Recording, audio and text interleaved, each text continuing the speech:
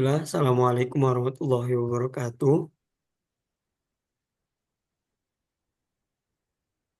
Di sini kami akan mempresentasikan hasil dari kerja kelompok kami yang merupakan tugas dari mata kuliah Jasa Lingkungan yang diampu oleh Ibu Galuh, yaitu dengan topik perbandingan skema pembayaran karbon dengan negara studi kasus yang kami ambil yaitu Brazil dan New Zealand.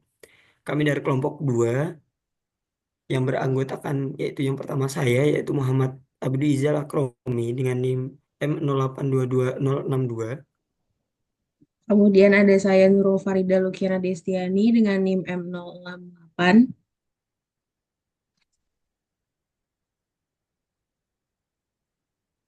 Berikut merupakan daftar isi atau poin-poin dari presentasi kelompok kami yang terdiri kurang lebih dari 6 poin.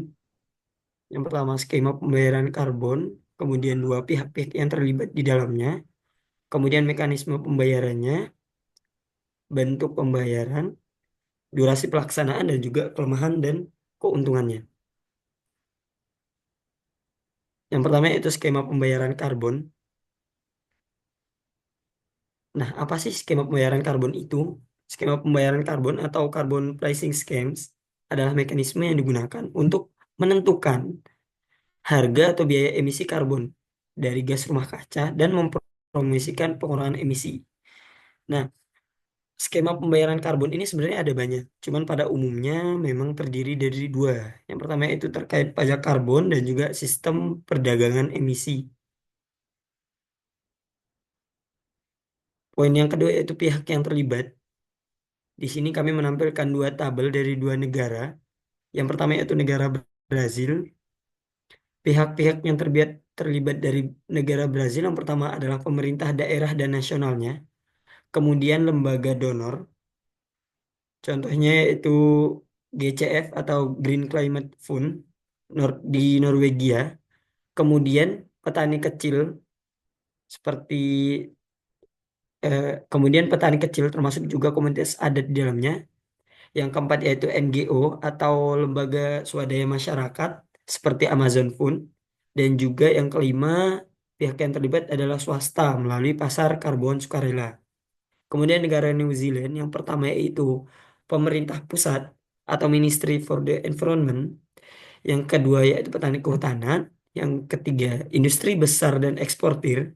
Dan yang keempat investor kredit karbon.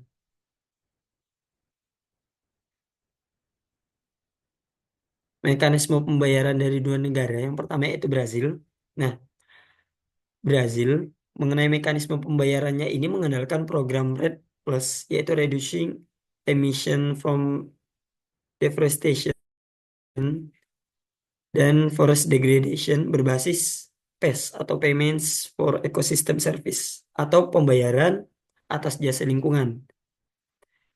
Masyarakat setempat, yaitu masyarakat Brazil, akan mendapatkan kompensasi apabila mereka berhasil menghindari atau mencegah deforestasi dan menjaga ekosistem hutan setempat. Nah, proyek ini juga didukung lembaga internasional seperti Amazon Fund yang didanai oleh Norwegia dan juga Jerman. Kemudian untuk negara New Zealand sendiri, terkait mekanisme pembayarannya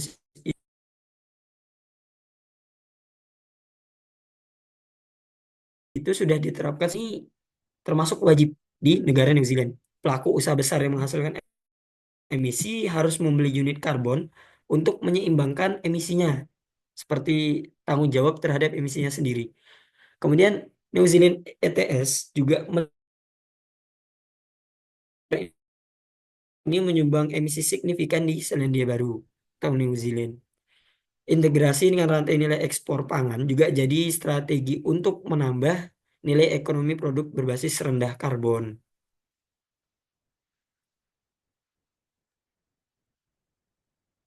Selanjutnya ada bentuk pembayaran. Yang pertama dari negara Brazil yaitu pembayaran langsung tunai untuk komunitas. Kemudian ada kredit karbon yang diperdagangkan internasional.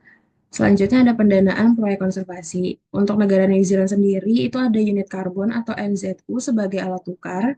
Kemudian NZU itu dapat dijual di pasar terbuka dan juga subsidi berbasis pohon ditanam. Next.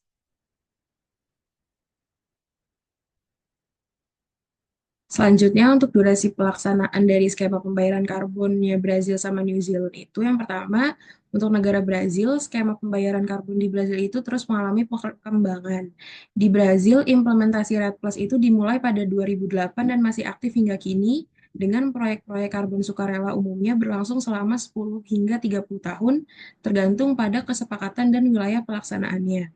Untuk negara New Zealand itu melalui New Zealand Emission Trading Scheme atau NZETS juga telah berjalan sejak 2008 dan mengalami berbagai revisi kebijakan. Untuk sektor kehutanan, durasi partisipasi dalam skema NZETS itu berkisar antara 10 hingga 50 tahun, bergantung pada kategori lahan dan jenis kegiatan penyerapan karbon yang dilakukan. Next. Selanjutnya, untuk kelemahan dan keuntungan dari negara Brazil dan juga New Zealand. Negara Brazil keuntungannya itu mendukung konservasi hutan hujan Amazon, kemudian meningkatkan pendapatan komunitas lokal. Untuk kelemahannya itu ketergantungan pada donor internasional dan juga verifikasi hasil lambat dan kompleks. Untuk negara New Zealand, keuntungan itu terintegrasi dengan sistem ekonomi nasional dan juga mendorong reforestasi besar-besaran. Kelemahannya yaitu fluktuasi harga NZU dapat merugikan petani dan juga kritik terhadap over allocation awal sistem. Next. Berikut adalah daftar referensi yang kami gunakan untuk mengerjakan presentasi hari ini. Next.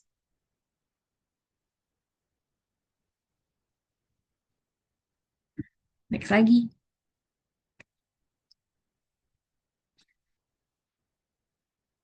Iya, oke.